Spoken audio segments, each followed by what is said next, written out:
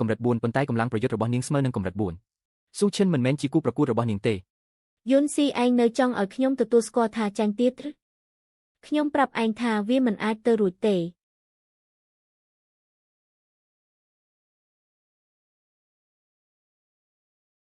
យុនឈីង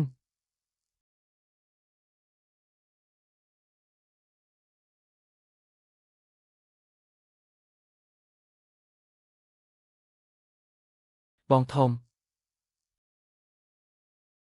ប្អូនស្រីរបស់ខ្ញុំស៊ូឈៀងឯងហ៊ានសម្លាប់ឬ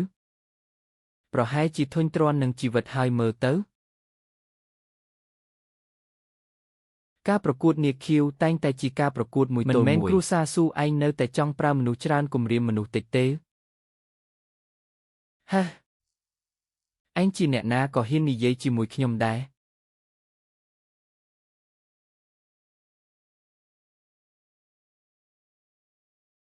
ខ្ញុំគឺព្រឹទ្ធាចារ្យទី18នៃភ្នំស៊ូសានជានាយក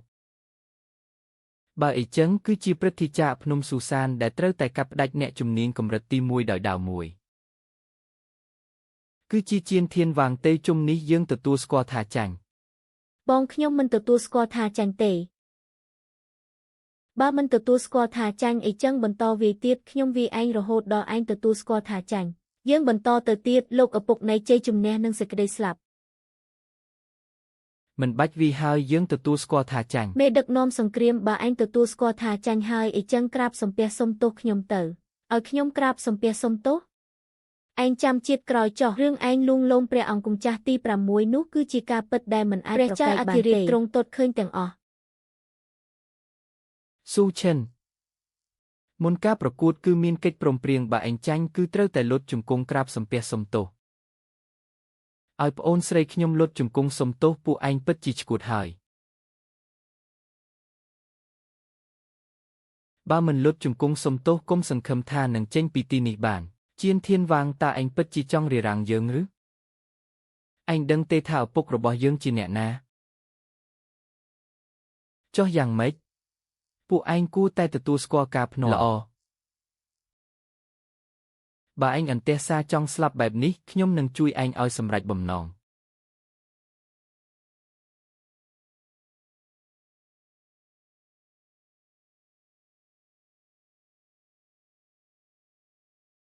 ព្រះមហាក្សត្រីមានបញ្ជាសូមអញ្ជើញកញ្ញាស៊ូឈិនចូលវាំងភ្លាមដើម្បីពិសាទឹកតែយន់ឈូជៀនធានវាងពួកឯងនៅតែចង់រារាំងខ្ញុំទៀតឬលាក់បានមួយរយៈលាក់មិនបានមួយជីវិតទេថ្ងៃណាមួយឯងនឹងត្រូវសងតម្លៃចំពោះកំហុសដែលឯងបានប្រព្រឹត្តខ្ញុំចិត្តនឹងក្លាយជាព្រះជាយារបស់ព្រះអង្គម្ចាស់ទី4ហើយឯងគិតថាឯងមានសិទ្ធិឲ្យខ្ញុំសងតម្លៃឬ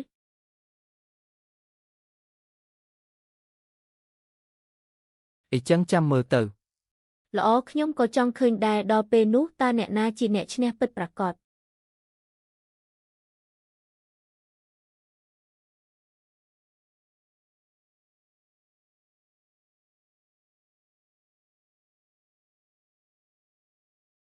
សៀវឈីងឯងកុំបារម្ភថ្ងៃណាមួយខ្ញុំនឹងឲ្យពួកគេសងតម្លៃ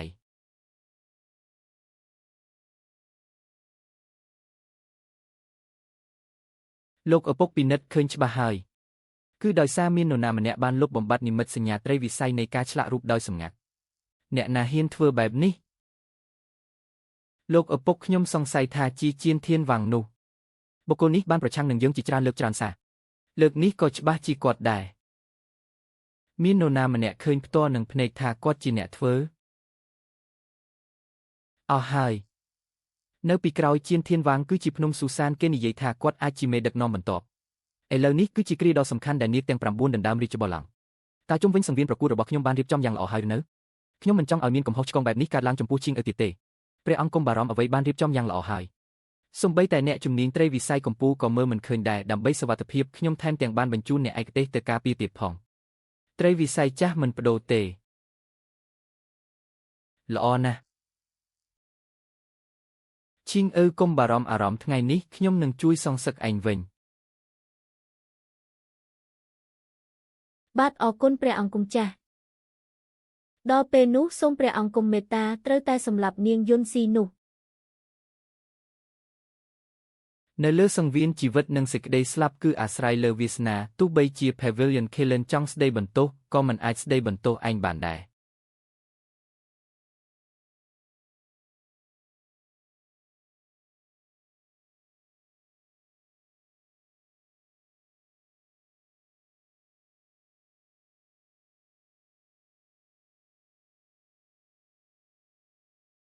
ពិតជាមិននឹកស្មានថាហូយីងអាចបង្ខំស៊ូហ៊ូសុងដល់ថ្នាក់នេះទេ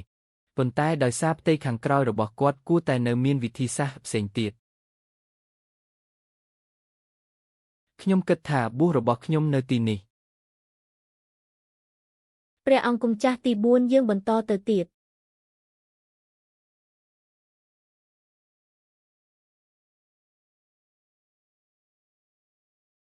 មកល្អណាស់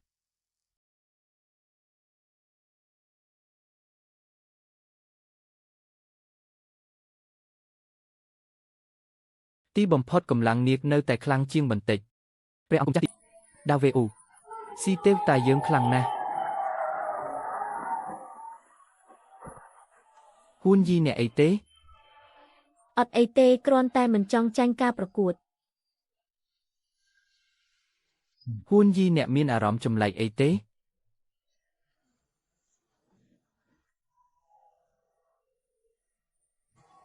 អំបញ្ញមិញមានការរំញោចច្បាស់ណាស់រំញោចចម្លែកត្រូវហើយអ្នកមិនបានថាខ្ញុំស្ទើរតែដួលទេគឺពេលខ្ញុំនឹងស៊ីទេវតាវាយគ្នាខ្លាំងរាងកាយរបស់ខ្ញុំស្រាប់តែមិនអាចកម្រើកបានប៉ុន្តែវាខ្លីណាស់សូម្បីតែដកដង្ហើមពាក់កណ្ដាលក៏មិនទាន់ផងតែពេលខ្ញុំដឹងខ្លួនវិញខ្ញុំក៏ចាញ់បាត់ទៅហើយពិតជាអីចឹងមែនមិនក៏គ្មានទេឬមួយគេមិនបានប្រើការរំញោចនេះគឺរស់រវើក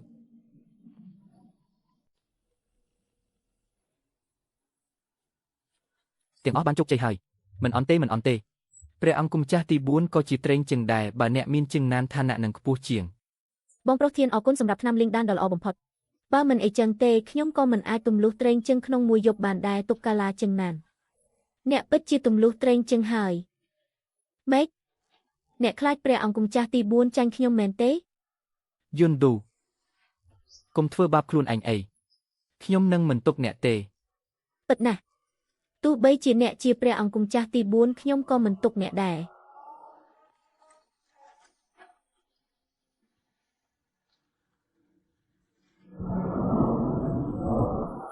ប្រកាសណាស់ការរំញោចគឺនៅជាមួយអ្នកស៊ុយហេ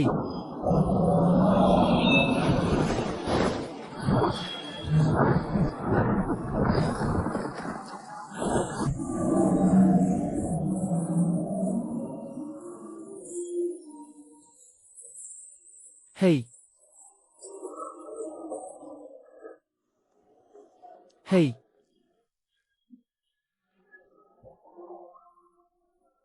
ហេហេ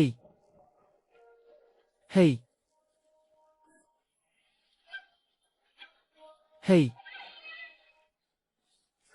ជីនគីលីងដានរបស់ហ្វាន់ឌីពិតជាអស្ចារ្យណាស់គ្មានការរំញោចច្បាស់លាស់ទេខ្ញុំមើលថាអ្នកឈ្នះការប្រកួតនេះដោយរបៀបណាសំឡេងមិនត្រឹមតែមិនអាចរំខានស្មារតីរបស់ខ្ញុំទេថែមទាំងអាចបន្ថយល្បឿននៃការរត់របស់ជីលីងរបស់ខ្ញុំទៀតប៉ុន្តែខ្ញុំមិនជឿថាអ្នកអាចទ្រាំទ្រការវាយប្រហារដ៏ខ្លាំងបែបនេះបានយូរទេ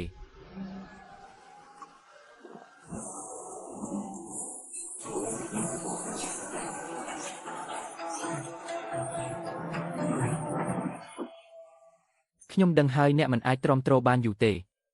មិនបានទេជីលីងអស់លឿនពេកហើយត្រូវតែប្រើថ្នាំលេងដានល្អបំផុតដែលបងប្រុសធានបានឲ្យខ្ញុំ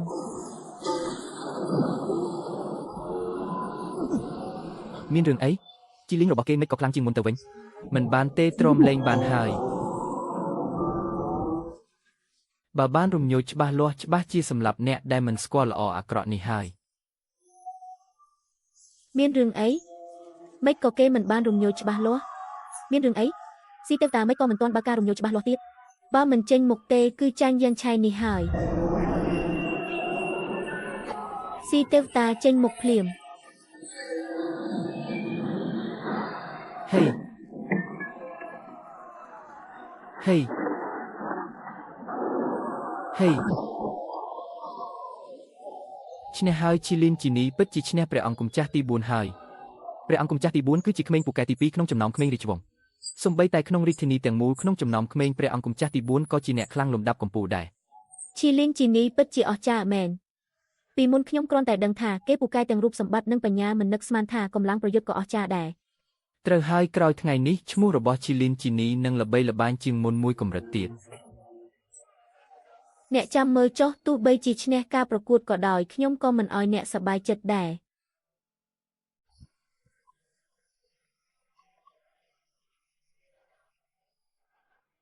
ព្រះអង្គម្ចាស់អ្នកម៉េចក៏មិនបើកការរំញោច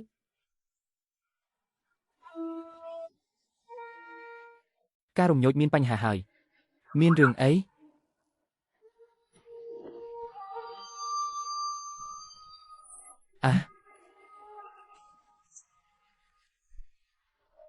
ការរំញោចមិនមានប្រសិទ្ធភាពទេ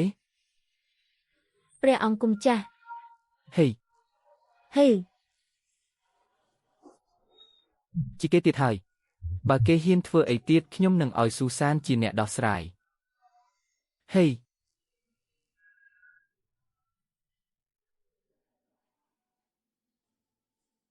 មិននឹកស្មានថានីជឹមនោះខ្លាំងយ៉ាងនេះសោះមើលទៅកាលពីមុនសូលីងជីនរបស់ជីអឺបរាជ័យក៏ព្រោះតែគេដែរបរិះនេះមានកម្លាំងខ្លាំងក្លាថែមទាំងមានការគ្រប់គ្រងពីស៊ូសានទៀតហើយតែងតែនៅជាមួយឈីលីនគឺព្រះអង្គម្ចាស់ខ្ញុំមានគំនិតមួយដែលអាចបំបែកយ៉ាងឆៃនឹងនីជឹមនោះបានតើមានវិធីអីខ្ញុំឃើញថាយ៉ាងឆៃស្រឡាញ់នីជឹមហើយនីជឹមក៏ដើម្បីការពារឈីលីនគឺបានបង្កើតស៊ូសានជីមិនមើលទៅពួកគេចង់រៀបការហើយបើយើងបំផ្លាញអាពាហ៍ពិពាហ៍នេះពួកគេនឹងមិនអាចរួបរวมគ្នាបានទៀតទេត្រូវហើយអីចឹងផែនការរបស់អ្នកគឺការប្រកួតឈីលីនសៃនេះការសម្ដែងរបស់យ៉ាងឆៃច្បាស់ជាទាក់ទាញចំណាប់អារម្មណ៍របស់ព្រះអង្គប៉ុន្តែគេមិនត្រូវបានព្រះអង្គម្ចាស់ទី6បំផ្លាញគេឈ្មោះទេតារាបណាព្រះអង្គយល់ព្រមល្អណាស់ព្រះអង្គម្ចាស់ទី6រៀបការជាមួយខ្ញុំគិតថាឈីលីនគឺច្បាស់ជាមិនហ៊ានបដិសេធទេឲ្យយ៉ាងឆៃរៀបការជាមួយមនុស្សគ្មានប្រយោជន៍ក៏ជាវិធីបំផ្លាញគេដែរត្រូវហើយទោះបីជាយ៉ាងឆៃខ្លាំងប៉ុណ្ណាក៏ដោយក៏នៅតែត្រូវរៀបការជាមួយមនុស្សគ្មានប្រយោជន៍ដែរចំណែកនីជើមគឺត្រឹមតែអាចមើលមនុស្សស្រីដែលខ្លួនស្រឡាញ់ទៅរៀបការជាមួយអ្នកអតីតប៉ុណ្ណោះហេស៊ូឆេងសៀងនិយាយថាចង់ឲ្យឈីលីនជីនីរៀបការជាមួយកូនប្រសារទី6ព្រះអង្គក៏ដឹងដែរការប្រកួតឈីលីងសៃយ៉ាងឆៃសម្ដែងបានយ៉ាងអស្ចារ្យអាចចាត់ទុកថាជាកូនស្រីមាសរបស់ឋានសុខបើអាចប្រើសម្រាប់រាជវង្សបានច្បាស់ជានាំមកនៅការរួមចំណែកដ៏ធំធេងដល់ដាជាងគួរឲ្យស្ដាយគេត្រូវបានព្រះអង្គម្ចាស់ទី6បំផ្លាញគេឈ្មោះដូច្នេះតាមយោបល់របស់ខ្ញុំគួរតែរៀបការគេជាមួយព្រះអង្គម្ចាស់ទី6ដើម្បីបិទមាត់មនុស្សលោកនិងរក្សាគេឈ្មោះរបស់នាងអ្វីដែលអ្នកនិយាយក៏សមហេតុផលដែរល្អហើយធ្វើតាមអ្វីដែលអ្នកនិយាយពេលឈីលីងសៃចប់នៅពេលប្រកួតរង្វាន់ចិននឹងរៀបការគេជាមួយកូនប្រសារទី6ផ្ទាល់ព្រះអង្គឆ្លាតណាស់ហេព្រះអង្គមិនក៏ក្អកឈាមទៀតហើយត្រូវការហៅគ្រូពេទ្យទេហៅគ្រូពេទ្យក៏គ្មានប្រយោជន៍ដែរចិនត្រូវបានរងរបួសសរីរាង្គខាងក្នុងអាចរស់បានដល់ពេលនេះគឺជារឿងអស្ចារ្យហើយចៅហើយអ្នកដឹងទេហេតុអ្វីបានជាចិនត្រូវរៀបការកូនស្រីស៊ូឆេងសៀងស៊ូឈិនជាមួយកូនប្រសារទី6គឺដោយសារព្រះអង្គម្ចាស់ទី6ស្រឡាញ់ស៊ូឈិនទេទោះបីជាកូនប្រសារទី6មានទេពកោសល្យមិនល្អក៏ដោយតែការមើលឃើញរបស់គេក្នុងការគ្រប់គ្រងប្រទេសគឺឆ្ងាយហួសពីកូនប្រុសទេរបស់ចិនដាជានទោះបីជាមើលទៅខ្លាំងជាងរាជវង្សដទៃក៏ដោយតែតាមពិតខាងក្នុងមានបញ្ហាជ្រៅជ្រៅណាស់តុលាការត្រូវបានត្រកូលធំផ្ដាច់មុខពលរដ្ឋក្រីក្រគ្មានផ្លូវបានចូលបម្រើរាជការត្រូវបង្ខំចិត្តចូលនិកាយជាងហូកម្លាំងជាងហូរីកចម្រើនជាលំដាប់បើបន្តបែបនេះទៅមុខច្បាស់ជានឹងគំរាមកំហែងដល់អំណាចរាជវង្សថ្នាក់លើនិងថ្នាក់ក្រោមក្នុងតុលាការថែមទាំងលងលក់ក្នុងការរងរឿងការពីអតីតកាលបពុនិយមមិនគិតពីការរីកចម្រើន10000ឆ្នាំកន្លងផុតទៅក្បាច់គុណក៏គ្មានការរីកចម្រើនអ្វីតតែសោះរីឯប្រទេសខាងក្រៅដាជានថែមទាំងរីកចម្រើនខ្លាំងពួកគេមិនយូរមិនឆាប់នឹងនាំមកនៅការគំរាមកំហែងបំផ្លាញពិភពលោកដល់ដាជានព្រះអង្គម្ចាស់ទី6ពិតជាមានទស្សនៈបែបនេះត្រូវហើយក្រោយពីនិយាយគ្នានៅថ្ងៃនោះចិនក៏បានតែងតាំងគេជាសេដ្ឋស៊ីវាងហើយក៏បានរៀបការកូនស្រីស៊ូឆេងសៀងជាមួយគេដែរក៏សង្ឃឹមថាក្រោមជំនួយពីស៊ូឆេងសៀងគេអាចធ្វើអ្វីបានខ្លះគួរឲ្យស្ដាយស៊ូឈិនយកឃើញខ្លីថែមទាំងបានធ្វើរឿងល្ងងបែបនេះដើម្បីការពារកូនប្រសារទី6ចិនក៏អាចត្រឹមតែដាក់គេទៅក្នុងរាជវាំងប៉ុណ្ណោះ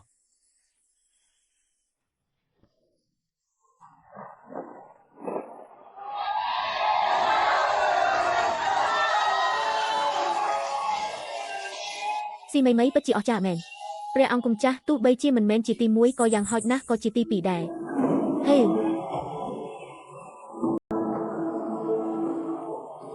យួនស៊ីទោះបីនាងជាស្ត្រីក៏ដោយប៉ុន្តែខ្ញុំនឹងមិនប្រណីនាងឡើយ ព្រះអង្គម្ចាស់ទី8ខ្ញុំក៏នឹងបញ្ចេញកម្លាំងពេញទំហឹងដែរ ល្អណាស់ Kalau begitu kita mulai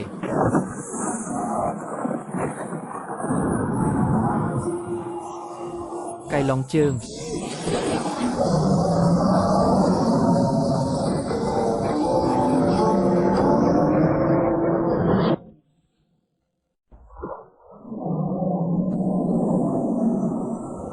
្រះអង្គម្ចាស់ទី8ពិតជាបានហ្វឹកហាត់កៃឡុងជើងដល់កម្រិតនេះ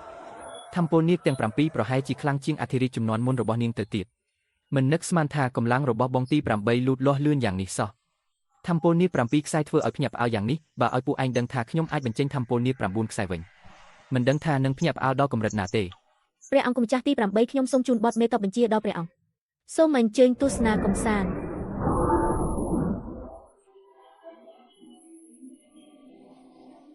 សំឡេងរបស់នាងពិតជាខ្លាំងមែនប៉ុន្តែបើនេះជាល្បិចទាំងអស់របស់នាងនោះគឺចប់ត្រឹមនេះហើយនាគបំបែក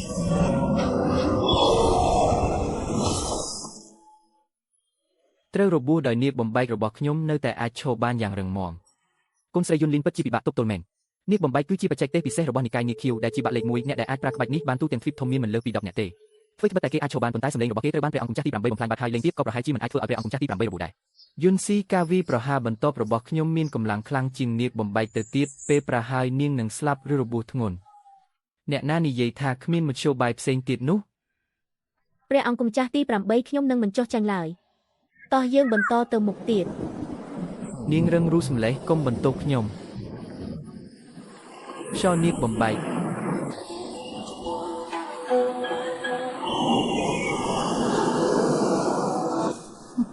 យួនស៊ីនាងចាញ់ហើយខ្ញុំត្រូវតែជួយបងធានឲ្យបានផ្កាឈូកបន្សុទ្ធចិត្ត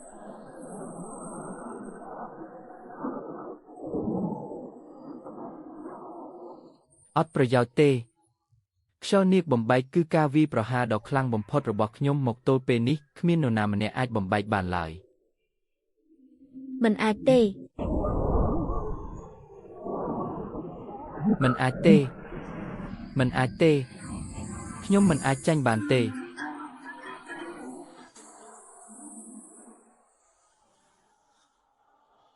ទេ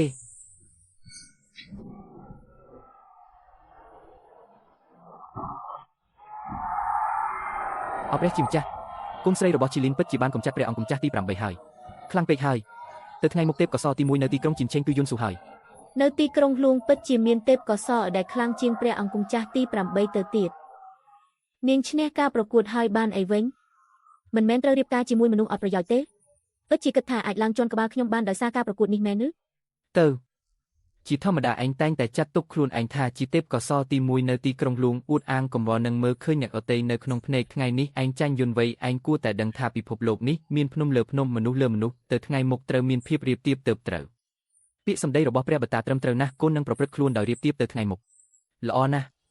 យើងតែងតាំងឯងជាព្រះអង្គម្ចាស់គង់ហើយផ្ដល់គុជនីដ៏វិសេសមួយគ្រាប់ព្រះអង្គម្ចាស់គង់នោះខ្លាំងជាងស្ដេចមួយកម្រិតទៀតហើយទៀបជាងរាជទាយាទមួយកម្រិតឬមួយគេមានបំណងគ្រប់គ្រងពិភពលោកនៅជាតិក្រោយសូមអរគុណព្រះបតាសម្រាប់ការប្រទានយុនបូឯងមានទេពកោសល្យមិនធម្មតាចេះដោះស្រាយរឿងដោយស្ងប់ស្ងាត់ការឈ្នះជើងឯការប្រកួតនាគីវលើកនេះគឺស័ក្តិសមណាស់ទៅថ្ងៃមុខឯងនឹងមានស្នាដៃធំដុំមិនខានយើងប្រទានការជួបបន្សុទ្ធចិត្តដល់ឯងសូមអរគុណព្រះអង្គសម្រាប់ការប្រទានហើយយើងនឹងប្រទានការរៀបអភិសេកដល់ឯងជាមួយព្រះអង្គម្ចាស់ទី6វាងធានមួយខែក្រោយនឹងរៀបការ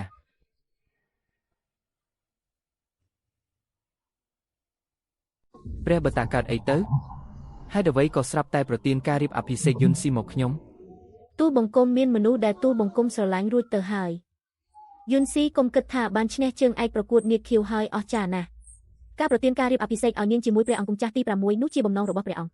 បើនាងបដិសេធគឺស្មើនឹងមិនគោរពព្រះរាជបញ្ជាព្រះអង្គម្ចាស់កូនស្រីរបស់ខ្ញុំមិនបានបំពេញព្រះរាជបញ្ជាទេគឺដោយសាររឿងនេះកើតឡើងលឿនពេកនាងស្រឡាំងកាំងមួយផ្លែទើបហ៊ាននិយាយពាក្យមិនសមរម្យពេលនាងស្ងប់ចិត្តនាងនឹងទទួលយកព្រះមហាករុណាធិការរបស់ព្រះអង្គប៉ាតែខ្ញុំពិតជាមានអ្នកដែលខ្ញុំស្រឡាញ់កុំនិយាយទៀតការបំពេញព្រះរាជបញ្ជាគឺត្រូវសម្លាប់ទាំងគ្រួសារយុនយីមិនលុតជង្គង់អរព្រះគុណឬមួយនាងពិតជាចង់បំពេញព្រះរាជបញ្ជាមែន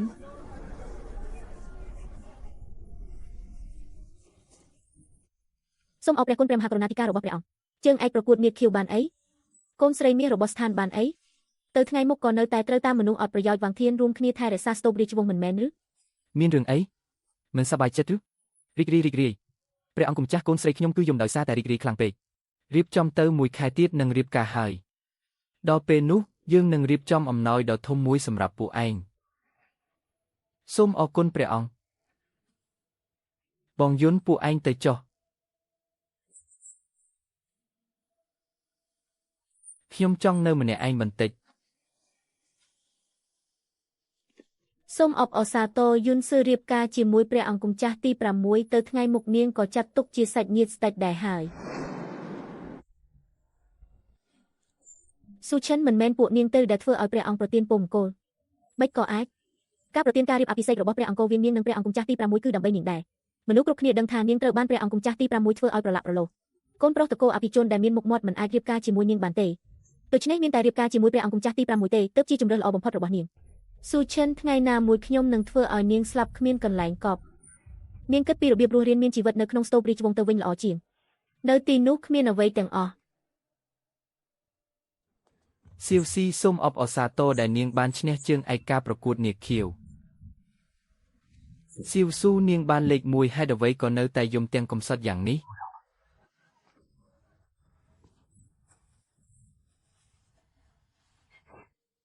បងធាននេះជាផ្កាឈូកបន្សុទ្ធចិត្តខ្ញុំបានយកវាមកឲ្យបងហើយអរគុណនាងនឿយហត់ហើយ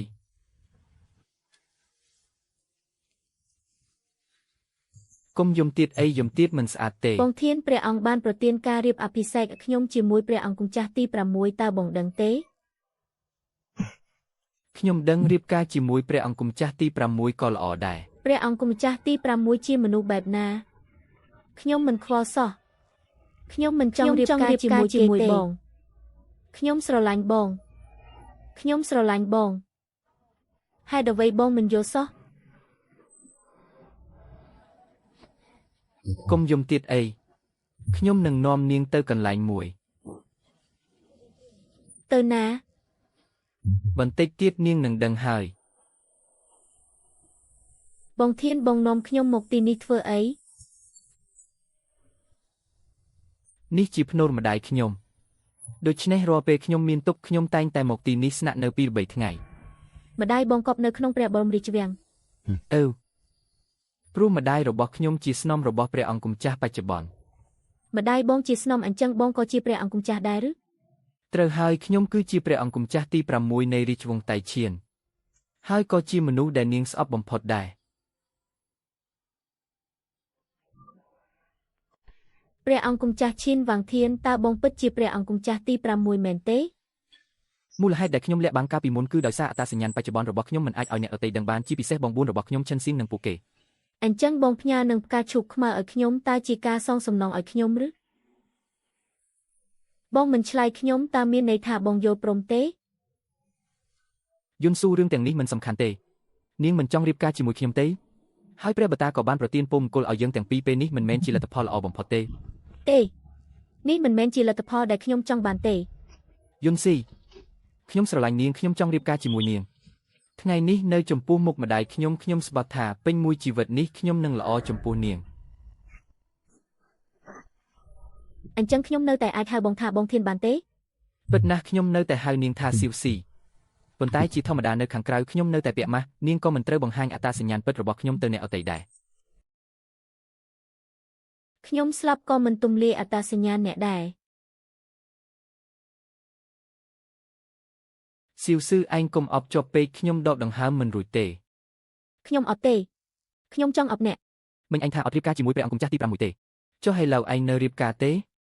មិនថាព្រះអង្គម្ចាស់ទី6ឬជៀនធានវាងខ្ញុំរៀបការជាមួយតែបងធានម្នាក់ទេខ្ញុំនឹងក្លាយជាបងធានរបស់ឯងជានិច្ច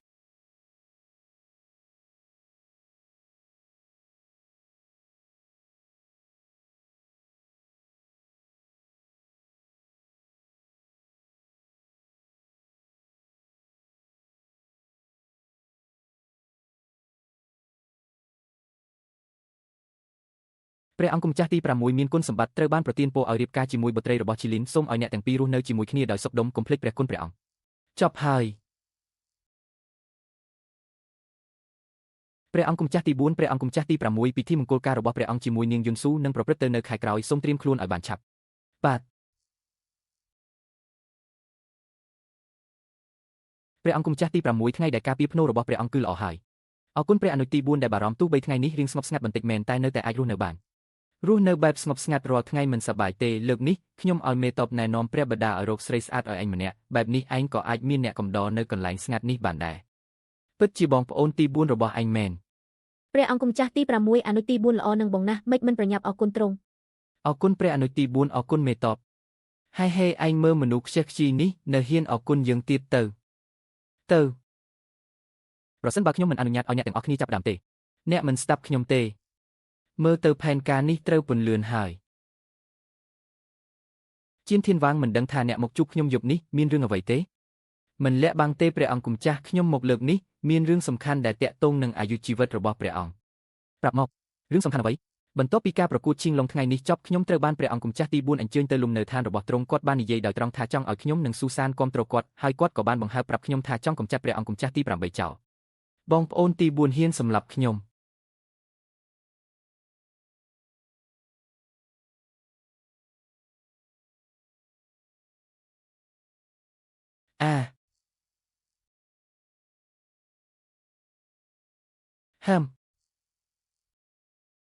បងប្អូនទី8ខ្ញុំមិនទាន់ដោះស្រាយជាមួយបងផងបងបែរជាគិតផែនការដោះស្រាយជាមួយខ្ញុំមុនទៅវិញល្អណាស់បងប្អូនទី8ខ្ញុំភ្នាល់ជាមួយបងថាអ្នកណាស្លាប់មុនអរគុណជៀនធានវាងដែលបានមកជួយព្រះអង្គម្ចាស់ទី8កុំគួរសំពេចយ៉ាងណាក៏ខ្ញុំនិងស៊ូសានក៏គាំទ្រព្រះអង្គម្ចាស់ទី8ឡើងកាន់តំណែងដែរបើមិនអញ្ចឹងទេខ្ញុំក៏មិនបដិសេធព្រះអង្គម្ចាស់ទី4ដែរហើយក៏ជៀនធានវាងមានអ្វីនិយាយមកចុះបាទព្រះអង្គម្ចាស់ទី8ថ្ងៃក្រោយឡើងគ្រងរាជ្យតើអាចប្រទាននាងយុនស៊ូឲ្យខ្ញុំបានទេជៀនធានវាងចង់បានរឿងនេះកុំបារម្ភដរាបណាខ្ញុំឡើងកាន់តំណែងខ្ញុំនឹងផ្សំគុំអ្នកជាមួយនាងយុនស៊ូចំណែកបងប្អូនទី6ដែលខ្ជិះខ្ជីនោះមិនស័ក្តិសមនឹងយកនាងយុនស៊ូដែលជាស្រីស្អាតពីឋានសួគ៌នោះទេ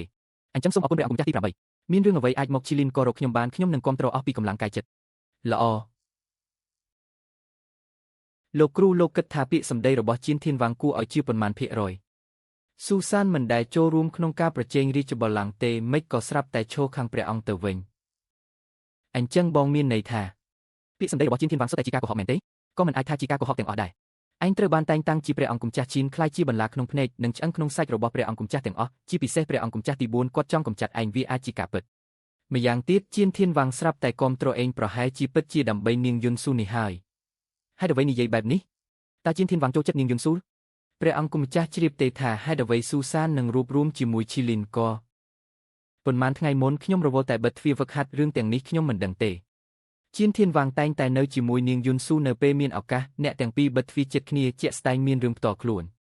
ព្រះមហាក្សត្រស្រាប់តែប្រទាននាងយុនស៊ូឲ្យព្រះអង្គម្ចាស់ទី6ប្រហែលជាព្រះអង្គម្ចាស់ទី4ជាអ្នករៀបចំជៀនធានវាងក៏ប្រហែលជាបានឮដំណឹងនេះហើយដូច្នេះជៀនធានវាងច្បាស់ជាតូចចិត្តតែមិនហ៊ានប្រឆាំងនឹងព្រះរាជក្រឹត្យហើយស្អប់ព្រះអង្គម្ចាស់ទី4ដូច្នេះហើយទើបចង់គាំទ្រខ្ញុំឡើងកាន់តំណែងដើម្បីដណ្ដើមយករាជបល្ល័ង្កវិញស៊ូសានបោះបង់ការរួបរวมជាមួយឈីលីនក៏បានដូច្នេះគាត់ក៏អាចបោះបង់ការគាំទ្រព្រះអង្គម្ចាស់ដែរមើលទៅបែបនេះពាក្យសម្ដីរបស់ជៀនធានវាងអាចជឿទុកចិត្តបានឥឡូវនេះមើលទៅវិធីល្អបំផុតរបស់យើងគឺដូចដែលជៀនធានវាងបាននិយាយត្រូវតែចាប់ផ្ដើមមុនដើម្បីឈ្នះល្អអញ្ចឹងកុំបន្ទោសខ្ញុំដែលមិនគួរសម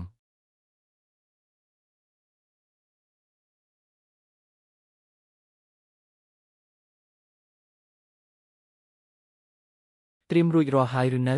រួចរាល់ហើយលោកម្ចាស់អ្នកបម្រើទាំងនោះនៅក្នុងភូមិគ្រឹះព្រះអង្គម្ចាស់ទី4មិនបានរកឃើញខ្ញុំទេទុកឲ្យពួកគេប្រយុទ្ធគ្នាឲ្យស្លាប់រស់សិន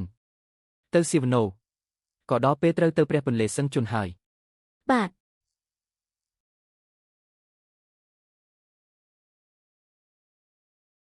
ទីហ៊ាននាគពិតជាសមនឹងជាមហាក្សត្រីតែមួយគត់មែនការនៅរស់គឺអំណាចខ្លាំងក្លាស្លាប់ហើយក៏នៅតែអំណាចខ្លាំងក្លាដែរ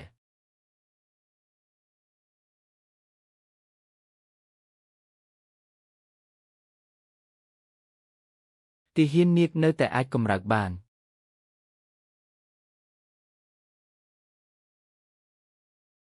ទីហ៊ាននាគទាំងអស់ស្លាប់ហើយមើលទៅពិតជាស្លាប់មែនមិននៅតែកម្រើកទៀត